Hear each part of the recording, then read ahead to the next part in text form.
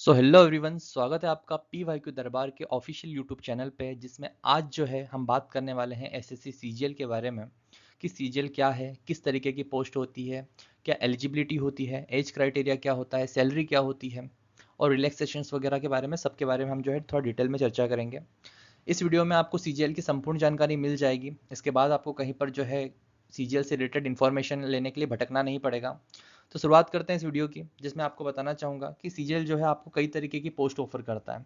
जैसा कि आप एग्जाम्पल के तौर पे इस इमेज में देख पा रहे होंगे, एक तरफ ये आप एक डेस्क पे बैठे हुए एक व्यक्ति को देख पा रहे होंगे जो कि एएओ की पोस्ट पर है, जो कि बहुत ही एक सिंसियर, बहुत ही सीनियर पोस्ट होती है, जिसमें वो जो है डेस्क जॉब कर रहा है। और दूसरी तरफ आप देख रहे हैं सीबीआई के एक ऑफिसर को, जो कि इन्वेस्टिगेशन कर रहे हैं। तो दोनों तरह की जो जॉब्स होती है ना, वो ऑफर करता है एसएससी सीजीएल।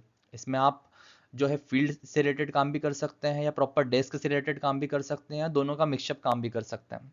इसी बारे में जो है आज हम चर्चा करने वाले हैं एसएससी सीजीएल के इस वीडियो में। आगे बढ़ते हैं। सबसे पहले तो एसएससी सीजीएल क्या है, तो देखो, सबसे पहले फुल फॉर्म पे बात करते हैं। कंबाइंड ग्रेजुएशन लेवल इसका फुल फॉर्म है, और ये जो एग्जाम है वो कंडक्ट करता है एसएससी स्टाफ सिलेक्शन कमीशन, जिसका हेडक्वार्टर कहाँ पर है, दिल्ली में। एसएससी एसएससी सीजीएल जो है, उसके अलावा भी कई सारी एग्जाम्स हैंडल करता है, जैसे सीएचएसएल हो गया, आपका एमटीएस हो गया, सीपीओ हो गया, एसएससी जीडी हो गया। कई सारे एग्जाम्स जो है एसएससी हैंडल करता है। इसमें आपका दिल्ली पुलिस से रिलेटेड हो गया, दिल्ली पुलिस में ड्राइवर से रिलेटेड हो गया, होम गार्ड से रिलेटेड जो भर्तियां होती है वो एसएससी कंडक्ट करता है। उसी में जो सबसे बड़ी जो एग्जाम होती है एसएससी की, वो आती है आपकी सीजीएल। एसएससी सीजीएल को जो है मिनी आईएएस भी कहा जाता है, क्योंकि इसमें आपको जो है ग्रुप बी से लेकर सी तक की जो पोस्ट जो है देखने को मिलेगी, और प्रमोशन के बाद आप ग्रुप ए तक भी जा सकते हैं। अब ये ग्रुप ए बी सी क्या है, इन पर भी हम चर्चा करेंगे। तो सबसे पहले तो अगर आप जो है एसएससी सीजीएल के थ्रू अगर आप किसी भी पोस्ट पर जाते हैं, तो स्टार्टिंग में ग्रुप बी और ग्रुप सी की जो पोस्ट आपको देखने को मिलती है।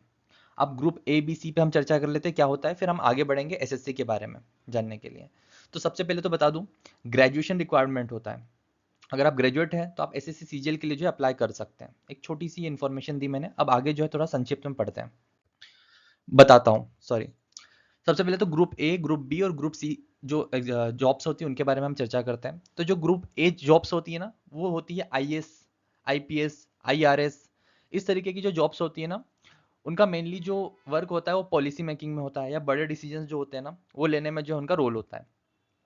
उसके बाद आते हैं सेकंड नंबर के, जो आते हैं ग्रुप बी जॉब्स, ठीक है, जिसमें आपके इनकम टैक्स ऑफिसर से लेकर असिस्टेंट सेक्शन ऑफिसर तक, एएओ, एएसओ, ऐसी जो बड़ी बड़ी जो ऑफिसर लेवल रैंक्स होती है वो आपको ग्रुप बी जॉब्स जो होती है ना उसमें देखने को मिलेगी। फिर जो ग्रुप सी होता है, यानी कि जो थर्ड वाला ग्रुप होता है, उसमें आपको क्लर्क, टैक्स असिस्टेंट, ऑडिटर, जो यानी कि फील्ड से रिलेटेड जो वर्क होते हैं, ठीक है, यानी कि जो सबसे कहे कि थर्ड लेवल के जो वर्क होते हैं, थर्ड लेवल तो एक गलत वर्ड हो गया, आई मीन कि जो एक्चुअल वर्क होता है, जो डिस्ट्रीब्यूट होता है एम्प्लॉयज़ के बीच की इन्हें वर्क करना है, वो जो है आपको ग्रुप सी में देखने को मिलेगा, जो कि एंट्री लेवल होता है। आप चाहें तो ग्रुप सी का जॉब जो है कहें कि ग्रैब करके आप आगे ग्रुप बी के लिए भी जा सकते हैं प्रमोशन से। और ग्रुप बी में जो जॉब्स होती है जो कि सीजीएल ऑफर करता है, वो लेकर आप प्रमोट होकर ग्रुप ए में जा सकते हैं, आईएएस लेवल तक की रैंक रख सकते हैं आप सीजीएल क्वालिफाई करके। इन सब पर हम थोड़ा संक्षिप्त में अभी जो है डिस्कस करने वाले हैं, आगे बढ़ते हैं। तो अभी हमने समझा ग्रुप ए, ग्रुप बी और ग्रुप सी की जॉब्स जो है क्या होती है, ठीक है। अब जो है हम बात करते हैं एसएससी सीजीएल की पोस्ट के बारे में कि सीजीएल में जो है पोस्ट किस तरीके की होती है। सबसे पहली बात, 30 से ज़्यादा 30 से ज़्यादा जो है पोस्ट होती है एसएससी सीजीएल में, जिसमें सबसे ऊपर अगर आप देखोगे तो एएओ, एएसओ, जीएसटी इंस्पेक्टर या टैक्स असिस्टेंट, इस तरीके की जो आपको जो है सीबीआई इंस्पेक्टर, इस तरीके की जो बड़ी बड़ी जो पोस्ट है वो देखने को मिलती है। ये मेनली टॉप अगर आप पोस्ट देखिए तो इनमें नाम आते हैं, बट 30 से ज़्यादा पोस्ट होती है।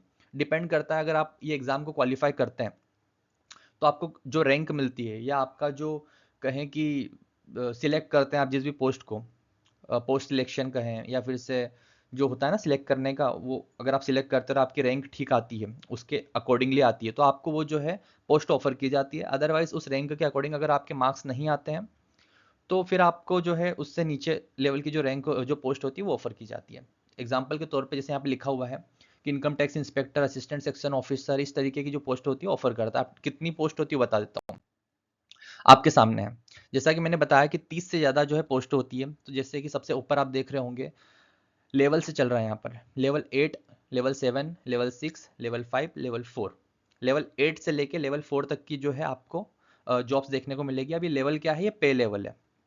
अगर आपने पे लेवल को नहीं पढ़ा है तो आप इजीली जो है पता कर सकते हैं, जो जितने भी गवर्नमेंट जॉब्स होती है ना उसमें जो सैलरीज होती है वो पे लेवल के हिसाब से चलती है। हिंदी में कहते हैं 7वां वेतनमान, 8वां वेतनमान, 9वां वेतनमान। आपने सुना होगा 9वां वेतनमान, तो अभी प्रॉपरली आया भी नहीं है, बट बात बता रहा हूँ कि अभी 8वां वेतनमान चल रहा है जैसे एसएससी में।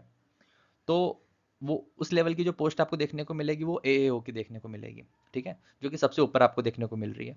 और आप जो अप्रॉक्स सैलरी वाला सेक्शन देख रहे हैं ना, ये सैलरी स्टार्टिंग सैलरी है, वो भी इन हैंड सैलरी, कि अप्रोक्सीमेटली इसके आसपास सैलरी होती है। 5-10 हज़ार रुपये ज़्यादा, 5-10 हज़ार रुपये कम भी हो सकती है। डिपेंड करता है उस एरिया पे कि आप किस एरिया में जो है वर्किंग है या किस पोस्ट पे जो है वर्किंग है, उस पर डिपेंड करता है। तो सैलरी ये मान के चलो कि अगर आप सबसे निचले लेवल पर भी जो है सीजीएल की किसी पोस्ट पे जाते हैं तो 40 से 50 हज़ार रुपये जो है आपकी मिनिमम सैलरी, 50 से 60 हज़ार 70 हज़ार रुपये आपकी एवरेज सैलरी, और 70 से 80 हज़ार रुपये आपकी जो है स्टार्टिंग सैलरी हो सकती है टॉप पोस्ट पर। तो ये हुई सैलरी की बात, ठीक है। इसके अलावा जो जितनी भी पोस्ट होती है ना, इनको आप पढ़ सकते हैं। एएओ की पोस्ट है यहाँ पर, एएसओ की पोस्ट है, आपको आपको यहाँ पर इंस्पेक्टर जो है आपको देखने को मिलेगा यहाँ पे इनकम टैक्स में, ऑडिटर देखने को मिलेंगे, जेएसओ देखने को मिलेंगे, ठीक है। तो सैलरी की बात करें तो उनकी सैलरीज जो है ये आपके सामने दिख रही होगी, और उनकी जो डिपार्टमेंट है वो ये आपको दिख रहा होगा, ठीक है, किस डिपार्टमेंट में ये जो है जॉब्स मिलती है। हालांकि ये सारी जॉब्स नहीं है, ये सारी पोस्ट नहीं है, मैं आपको आगे बताता हूँ। देखो ये रही बाकी सारी लेवल 6, लेवल 5 और लेवल 4 की जॉब्स आपको यहाँ पर देखने को मिल जाएगी। जैसे जिनके रैंक कम आती है, जो लास्ट के रैंक्स वगैरह होती है ना, तो उनको आप जो है डीईओ की पोस्ट ऑफर की जाती है, ठीक है, डाटा एंट्री की पोस्ट ऑफर की जाती है ना। तो इन सब के बारे में भी अभी हम बात करेंगे, बट अभी सैलरी देख लो कि स्टार्टिंग सैलरी जो है ये मान के चलो कि 40 के आसपास रहती है। 40 से कम तो नहीं रहती, अब इसमें तो नजर आ रहा है 40, बट एक बात है कि सारे डीए एचआरए सारी जितनी भी आपकी टीए मिला के जो सैलरी बनती है वो 40-50 के आसपास जाती है। और ठीक ठाक अगर आप पोस्ट ले लेते हो तो स्टार्टिंग में सैलरी आपकी 50-60-70 के आसपास रहती है, और बढ़ते बढ़ते जो ये मान के चलो कि 5 साल में 1 लाख रुपए भी सैलरी हो जाती है। यहाँ तक कि जब आप रिटायर होते हैं, प्रमोट होते हैं और आप ठीक ठाक काम भी करते हैं तो 2-2 लाख सैलरी भी चली जाती है, ठीक है। तो ये हुई सैलरी की बात। आगे बढ़ते हैं, एसएससी सीजीएल की सैलरी क्या होती है, जैसे कि अभी हमने चर्चा करी। तो देखो लेवल 4 से लेके लेवल 8 तक की सैलरी होती है। इसमें आपका बेसिक जो रहता है, बेसिक सैलरी क्या है वो, plus dearness allowance, plus house rent allowance, plus travel allowance, ये सारे मिला के आपकी सैलरी बनती है। तो अगर आपसे कोई डायरेक्टली पूछता है कि सैलरी कितनी होती है या जानना चाहते हो, तो डायरेक्टली डिपेंड करता है किस पोस्ट पर हो, किस एरिया में हो, बट फिर भी मोटा मोटा अगर हम लेके चले तो 50 से 60 हज़ार रुपये सैलरी रहती है स्टार्टिंग में, सबसे मिनिमम, ठीक है। आगे बढ़ते हैं, एलिजिबिलिटी। सबसे बड़ा सवाल कि भाई आप एलिजिबल भी हैं नहीं या नहीं है। तो पहली बात जो आती है एलिजिबिलिटी में वो आती है एज एंड क्वालिफिकेशन। तो अगर अभी हम जो है यहाँ पर क्वालिफिकेशन की बात करें तो ग्रेजुएशन होना चाहिए आपका। अब वो बीबीए हो या बीएससी हो या बीकॉम हो या बीसीए हो या बीबी हो, सब एलिजिबल है। बस आपके पास जो है एक ग्रेजुएशन डिग्री होना चाहिए। आप ग्रेजुएट हैं तो आप सीजीएल के लिए अप्लाई कर सकते हैं।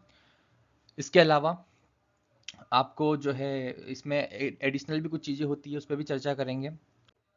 तो अगर आप जो है, हाँ, अगर आप ग्रेजुएट हैं तो आप ऑलमोस्ट सभी एग्जाम्स के लिए जो है सीजीएल की सभी पोस्ट के लिए अप्लाई कर सकते हैं। लेकिन अगर आपको जेएसओ या स्टैटिकल जो है इन्वेस्टिगेटर ग्रेड 2 के लिए अप्लाई करना है तो इसमें जो है एक कंडीशन है। कंडीशन नंबर 1 ये है कि अगर आप जेएसओ के लिए अप्लाई करते हैं तो आपका ग्रेजुएशन होना चाहिए मैथ्स में या स्टैटिक्स में, 12th में भी आपका मैथ्स होना चाहिए, ठीक है। और अगर आप जो है स्टैटिकल इन्वेस्टिगेटर के लिए अप्लाई करते हैं तो इसमें भी स्टैटिक्स सब्जेक्ट्स जो है होना चाहिए, ठीक है। ये दो कंडीशन सिर्फ इस दो पोस्ट के लिए। अदरवाइज अगर आपके पास ग्रेजुएशन है तो आप एसएससी की इन दोनों पोस्ट को छोड़कर सभी के लिए अप्लाई कर सकते हैं। क्लियर रहेगा। आगे बढ़ते हैं, एलिजिबिलिटी की बात करें तो उसमें आती है एक एज। एज एक क्राइटेरिया है जिस पे हम बात करते हैं। तो अगर आप जो है, देखो पहली बात तो एज जो है एसएससी सीजीएल की अलग अलग पोस्ट में जो है वेरी करती है कि आप किस पोस्ट के लिए अप्लाई कर रहे हैं। जैसे एग्जांपल के तौर पे इनकम टैक्स इंस्पेक्टर के लिए जो अगर आप अप्लाई करते हैं तो 18 से 30 आपकी एज होनी चाहिए, प्लस रिलैक्सेशन। अगर आप एसटी एससी में आते हैं तो 5 साल का, ओबीसी में आते हैं तो 3 साल का रिलैक्सेशन, ईडब्ल्यूएस में जो है आपको एक्स्ट्रा रिलैक्सेशन इसमें नहीं मिल रहा है देखने को अभी तो। और पीडब्ल्यू जो कैंडिडेट होते हैं पीडब्ल्यूडी, उनको 10 साल का रिलैक्सेशन है, प्लस अगर वो कैटेगरी में आते हैं उस कैटेगरी का रिलैक्सेशन अलग से है, बाकी जनरल को इसमें रिलैक्सेशन नहीं है। बात करें तो मिनिमम एज जो है 18 साल होनी चाहिए, ठीक है। वैसे एक लॉजिकली देखा जाए तो मिनिमम एज इसमें जो है 21 साल होनी चाहिए, क्योंकि अगर ग्रेजुएशन मांग रहा है तो ग्रेजुएशन तो 21 साल की एज में होता है ना, फिर भी 20 से 21 की आई गेस मिनिमम जो है इसमें एज जो है होनी चाहिए एलिजिबिलिटी। बट डिपेंड करता है अलग अलग पोस्ट के लिए, उस पर भी मैं आपको नेक्स्ट स्लाइड में जो है बता देता हूँ। देखो ये है पोस्ट, ये आप देख पा रहे होंगे, ये है पोस्ट और एज ग्रुप। यहाँ पे सारी सारी पोस्ट के नाम लिखे हुए हैं, प्लस उसका एज ग्रुप के बारे में भी जो है लिखा हुआ है कि कितना होना चाहिए। इसमें रिलैक्सेशन एड नहीं है, तो रिलैक्सेशन आप अपने हिसाब से जो है ऐड कर लेना। अगर आप एसटी/एससी में आते हैं तो उसका रिलैक्सेशन 5 साल का है, ओबीसी में 3 साल का है, पीडब्ल्यूडी कैंडिडेट है तो 10 साल का है। ठीक है, तो इन चीज़ों का ध्यान रखना। आगे बढ़ते हैं। हाँ, देखो, अगर आप पीडब्ल्यूडी कैंडिडेट हैं, अगर आप फिजिकली जो है सॉरी स्पेशली एबल्ड अगर आप कैंडिडेट हैं, तो उसमें जो है एक छोटा सा जो है यहाँ पर पॉइंट है कि कुछ ऐसी पोस्ट होती है जिसमें फिजिकल अपीयरेंस जो है ज़रूरी होता है। इस रीज़न से जो स्पेशली एबल्ड जो कैंडिडेट्स हैं वो इसमें अप्लाई नहीं कर सकते। जैसे इंस्पेक्टर सेंट्रल एक्साइज के लिए अप्लाई नहीं कर सकते, ठीक है। सीबीक के लिए जो है एग्जामिनर के लिए अप्लाई नहीं कर सकते, सब इंस्पेक्टर सीबीआई के लिए जो है अप्लाई नहीं कर सकते, हालांकि कुछ केसेस में रिस्ट्रिक्शन रहता है। ठीक है, और उसमें भी देखो हैंडीकैप में क्या होता है, 3 तरीके के हैंडीकैप होते हैं। ऑर्थोपेडिकल होते हैं, एक विजुअली होता है, एक हियरिंग होता है। ठीक है, तो डिपेंड करता है, जब नोटिफिकेशन आएगा तो इस आपकी जो भी कैटेगरी है स्पेशली एबल्ड होने की, उस पर आप जो है चेक कर सकते हैं। ठीक है, उसके बाद बात करते हैं कि जैसे कि इस तरीके की जो जॉब्स होती है ना, जैसे assistant section officer, auditor, accountant, tax assistant, ये आपके लिए, अगर आप जो है स्पेशली एबल्ड कैंडिडेट हैं, तो ये आपके लिए जो है कहें कि अ, ऐसी पोस्ट है जो आपको जो है चूज करना चाहिए, क्योंकि इन पोस्ट में जो है आपको बिल्कुल भी इस तरीके का कोई वो नहीं रहता है कि रिक्वायरमेंट हो फिजिकल की। हालांकि इन 4-5 जॉब्स को लेकर छोड़कर आप जो है सभी में अप्लाई कर सकते हैं, बट ये कुछ मैंने हाईलाइट कर दिया है जो स्पेशल हो सकती हैं आपके लिए, या कहें कि थोड़ा हेल्पफुल जॉब्स रहेगी, डेस्क जॉब्स रहेगी आपके लिए। ठीक है, तो इसका थोड़ा सा ध्यान रखना है। एग्जाम पैटर्न को समझेंगे। पहली बात तो 2 टीयर में एग्जाम होता है, प्रीलिम्स मेंस। प्रीलिम्स जो है क्वालिफाइंग होता है, मेंस की मेरिट बनती है। ठीक है, इसका ध्यान रखना है। देखो यहाँ पे भी लिखा है प्रीलिम्स क्वालिफाइंग रहता है और फाइनल सिलेक्शन आपको मेंस से देखने को मिलता है। प्रीलिम्स की बात करते हैं, 100 क्वेश्चन आएंगे, टोटल मार्क्स 200 के रहेंगे, यानी कि एक सवाल 2 नंबर का। ठीक है, समय की बात करें तो 60 मिनट का टाइम लगेगा, यानी कि 60 मिनट का टाइम मिलेगा आपको। 1 घंटे में आपको 100 सवाल सॉल्व करने हैं, 200 नंबर के, और उस पर ही आपकी जो है कहें कि यहाँ पर जो है क्वालिफाई हो पाएंगे। उसका कट ऑफ अगर आप जो है क्वालिफाई कर पाएंगे, तभी आप जो है मेंस के लिए बैठ सकेंगे एग्जाम देने के लिए। इसमें सब्जेक्ट की बात करें तो 25 नंबर की आपकी रीजनिंग आएगी, जो कि 25 क्वेश्चंस की रीजनिंग आएगी, जो कि 50 नंबर की रहेगी, सेम मैथ्स के साथ, इंग्लिश के साथ भी सेम, और जनरल अवेयरनेस के साथ भी सेम रहेगा। जनरल अवेयरनेस में आपके सारे सभी सब्जेक्ट आ गए, आपका हिस्ट्री हो, जियोग्राफी हो, पॉलिटी हो, जितने भी जो सब्जेक्ट्स होते हैं जीए के, वो सारे आपको इसमें देखने को मिलेंगे। 25 क्वेश्चन इसमें भी रहेंगे और 50 मार्क्स का पेपर रहेगा। 4 सेक्शन में डिवाइड हुआ है प्रीलिम्स। ठीक है, एक ही पेपर होगा, हालांकि नेगेटिव मार्किंग भी रहेगी, हाईलाइट कर देता हूँ यहाँ पे मैं। 0.50 मार्क्स की जो है नेगेटिव मार्किंग रहेगी यहाँ पर। कंप्यूटर बेस्ड टेस्ट रहेगा और क्वालिफाइंग नेचर का रहेगा। ठीक है, अब मेंस जो मेंस होता है उस पर हम चर्चा करते हैं। ठीक है, अब हम बात करने वाले हैं इसके मेंस के बारे में, जो कि टीयर 2 रहेगा। ये सबसे इंपॉर्टेंट है, क्योंकि जो मेरिट बनेगी वो यहीं से बनेगी, आपका सिलेक्शन जो होगा वो यहाँ से होगा। हालांकि टीयर 1 जो है सिर्फ क्वालिफाइंग नेचर का होता है। अगर आपको टीयर 2 एग्जाम देना है, उसके लिए आपको टीयर 1 को जो है पास आउट करना पड़ेगा। जब टीयर 2 का एग्जाम देते हैं तो इसमें जो है पेपर 1 जो होता है वो सबके लिए होता है। ठीक है, आपने किसी भी पोस्ट के लिए अप्लाई किया हो, वो आपके सबके लिए रहेगा पेपर 1। ठीक है, तो इसमें बेसिकली क्या होता है कि मैथ्स रहता है, देखो मैथ्स रहेगा, रीजनिंग रहेगा, इंग्लिश रहेगी, जनरल अवेयरनेस रहेगा। ये चारों सब्जेक्ट तो आपको प्रीलिम्स में भी देखने को मिले थे, लेकिन इसमें ऐड हो जाएगा आपका कंप्यूटर नॉलेज और डाटा एनालिसिस। ये 6 सब्जेक्ट रहेंगे आपके। इसमें टोटल क्वेश्चन जो रहेंगे 150 प्लस रहेंगे, यानी कि 25-25 मार्क्स के सभी क्वेश्चन रहेंगे देखा जाए तो। ठीक है, हालांकि ऊपर नीचे हो सकते हैं, बट एक अप्रोक्स बता रहा हूँ कि 150 क्वेश्चन होंगे। मार्क्स जो रहेंगे 390 रहेंगे। इसमें टाइम आपको जो मिलेगा 2 घंटे 15 मिनट का टाइम मिलेगा। ठीक है, अब ये जो होता है, ये एग्ज़ाम का जो ये टीयर 2 होता है, ये तो आपको देना ही है, आप किसी पोस्ट के लिए अप्लाई करो। लेकिन एक एडिशनल पेपर होगा जो कि रहेगा पेपर 2, किन के लिए, जेएसओ के लिए। ठीक है, अगर आप जेएसओ के लिए अप्लाई कर रहे हो, जूनियर स्टैटिस्टिकल ऑफिसर, तो आपके लिए एडिशनल पेपर होगा। वो डिपेंड करेगा आपकी पोस्ट के पर कि आपका उसमें सिलेबस क्या रहेगा। ठीक है, बाकी पेपर 1 सबके लिए रहेगा। ठीक है, अगर आप जेएसओ के लिए अप्लाई कर रहे हो तब भी पेपर 1 रहेगा। बाकी अगर आप किसी अलग एग्जाम के लिए किसी और पोस्ट के लिए अप्लाई करो, जैसे जेएसओ के अलावा या जेएसओ, तो फिर आपको पेपर 2 देना पड़ेगा।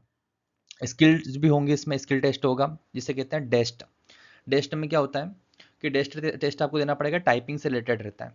ठीक है, डेस्ट टेस्ट में क्या होता है कि अगर आप टेक्स्ट असिस्टेंट के लिए अप्लाई कर रहे हो, जितने भी टाइपिंग वाले पोस्ट है ना उनके लिए अगर आप अप्लाई कर रहे हो तो आपको टाइपिंग क्वालिफाई करना पड़ेगा। इसमें 15 मिनट प्लस का टाइम देंगे और 2000 कीज 2000 प्लस कीज जो है डिप्रेशन देना पड़ेगा। यानी कि इसको आसान भाषा में अगर मैं आपको समझाऊं तो ये कुछ ऐसा रहता है कि डाटा एंट्री स्पीड टेस्ट रहता है ये। इसमें बेसिकली क्या होता है कि आपको आसान भाषा में बताऊं तो 30-35 के आसपास की स्पीड देनी पड़ेगी, लेकिन एक्यूरेसी पे ध्यान देना पड़ेगा। एक्यूरेसी ये मान के चलो कि 95 प्लस ही जानी चाहिए, ठीक है।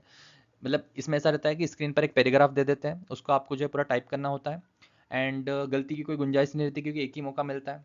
ये नहीं कि इसमें और भी मौके मिलेंगे, बट ध्यान रखना होता है इसका। हालांकि जब अगर आप इसके लिए अप्लाई करेंगे तब तक तो इतनी मैच्योरिटी आ जाएगी कि आप किसी पर्टिकुलर पोस्ट के लिए अप्लाई कर रहे हो तो आप सारा नॉलेज ले लेंगे कि इसमें जो है टाइपिंग से रिलेटेड कैसे होगा। बट ऊपर ऊपर तो यही है कि मोटा मोटा कि अगर आपको टाइपिंग टेस्ट पास करना है तो एक अच्छी एक्यूरेसी के साथ एक अच्छी स्पीड को जो है मेंटेन करना पड़ेगा, जो कि आप इजीली कर सकते हो। अगर आप पर डे आधा घंटा भी टाइपिंग के लिए प्रिपरेशन करते हो तो हो जाता है, टाइपिंग स्पीड आराम से हो जाती है। 30-35 की तो बहुत इजीली हो जाती है, बस एक्यूरेसी का ध्यान रखना होता है। आगे बढ़ते हैं। सो हाँ, अब बात करते हैं हम जो है वैकेंसीज के बारे में। देखो 2025 के वैकेंसीज को उठा लेते हैं, उस पर चर्चा करते हैं। 2026 का अपने आप कवर हो जाएगा, ठीक है। 2025 में 28 लाख फॉर्म भरे गए थे। अब देखो 28 लाख देख के तो घबराना आ ही रहा होगा कि 28 लाख सीजीएल के लिए, वो भी एक ग्रेजुएशन लेवल के एग्जाम के लिए, अगर 28 लाख फॉर्म भराते हैं तो सोचो इसमें कंपटीशन कितना होगा। लेकिन घबराने की बात ये नहीं है, क्योंकि दो चीज़ें आती हैं यहाँ पे। पहली बात तो ये कि जितने स्टूडेंट्स ने एग्जाम दिया था उनका नंबर है ये।